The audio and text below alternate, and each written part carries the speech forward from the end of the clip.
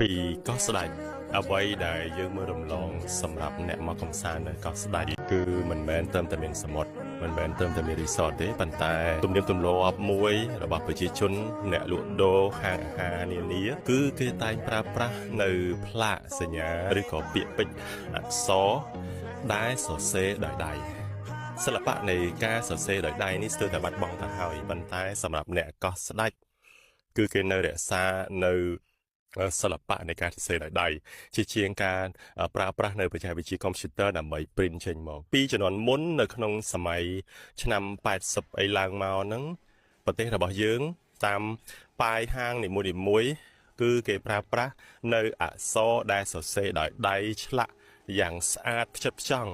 លោកអ្នកចាំបានអក្សរផ្ចង់ដែលក្មេងៗរៀនគឺជាវិធីមួយនៅក្នុងការធ្វើឲ្យក្មេងៗរបស់យើង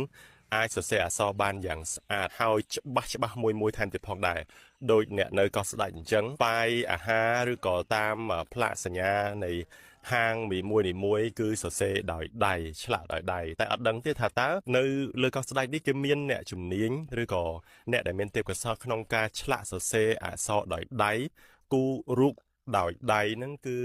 ប្រហែលអ្នកក៏យើងអត់ដឹងដែរតែសង្ឃឹមថាអ្នកមករកស៊ីថ្មីអ្នកធ្វើរីសតថ្មីឬក៏អ្នកមកបើកតូបលក់អាហារលក់ម្ហូបលក់អីផ្សេងថ្មីគួរតែចម្លងនៅ model នេះរបស់អ្នកកោះស្ដេចគឺមិនបាច់ print ទេមិនបាច់ប្រើប្រាស់ computer ទេប៉ុន្តែយើងរកអ្នកមានទេពកោសល្យដើម្បីសរសេរផ្លាកសញ្ញាទាំងអស់នោះគឺតាមបែបផែនឬក៏ហៅថាតាមលំអានរបស់អ្នកកោះស្ដេចជាជាងដែលយើងយក printing យកអក្សរដែល print ចេញពី computer យកមកដាក់ធ្វើជាផ្លាកហាងយ៉ាងម៉េចដែរដើម្បីឲ្យកោះស្ដេចងាកទៅគឺជាភាព unique មួយជាចំណុចពិសេសមួយរបស់អ្នកកោះស្ដេចដែលធ្វើឲ្យคล้ายទៅជាកន្លែងមួយដែលតាក់ទាញសម្រាប់អ្នកមកថតរូបលោកអ្នកចាំបានខ្ញុំបាទធ្លាប់លើកពីទីក្រុងប៉េណាំងដែលជា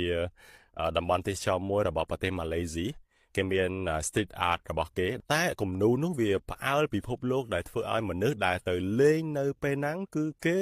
រីករាយនៅក្នុងការថតរូបជាមួយនឹង